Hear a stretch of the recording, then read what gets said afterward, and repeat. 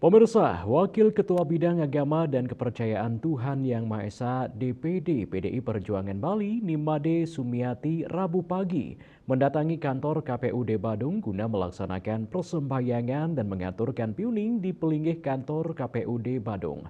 Menurut Made Sumiati, ngaturang piuning ini dilakukan serentak di semua kantor KPU Provinsi dan Kabupaten Kota di Bali untuk memohon kelancaran dalam proses pendaftaran pasangan calon gubernur serta wakil bupati dan wakil bupati dari PDI Perjuangan yang akan dilaksanakan serentak pada Kamis 29 Agustus pagi.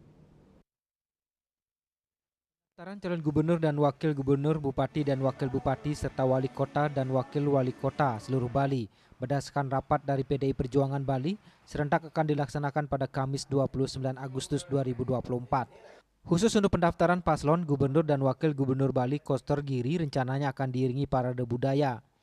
Hal tersebut ditegaskan Wakil Ketua Bidang Agama dan Kepercayaan Tuhan Yang Maha Esa DPD PDI Perjuangan Bali Nimade Sumiati saat ditemui di kantor KPUD Badung Rabu siang. Made Sumiati mengatakan kedatangan dirinya ke kantor KPUD Badung untuk melaksanakan prosesi matur piuning dan mengaturkan pejati di pelinggih yang ada di areal kantor KPUD Badung. Tujuannya untuk memohon doa restu serta keselamatan dan kelancaran dalam proses pendaftaran calon bupati dan wakil bupati Badung yang akan dilaksanakan Kamis 29 Agustus sekitar jam 10 pagi. Terkait dengan pendaftaran ini pasti dulu ke akase, ya, mohon restu kepada yang Sang Yang Widiwasa, Tuhan Yang Maha Kuasa, dan leluhur semua purusulan perdana lanang istri di masing-masing sesuai dengan restu dan desa kalapatra masing-masing. Untuk pendaftaran yang pertama yang dituju adalah padmesana di masing-masing wilayah. Sudah itu kantor DPC PDI Perjuangan, sudah itu kantor DPD PDI Perjuangan Bali, dan ke KPU daerah masing-masing. Kalau Provinsi Bali pasti KPU Provinsi Bali di Padmesana di situ.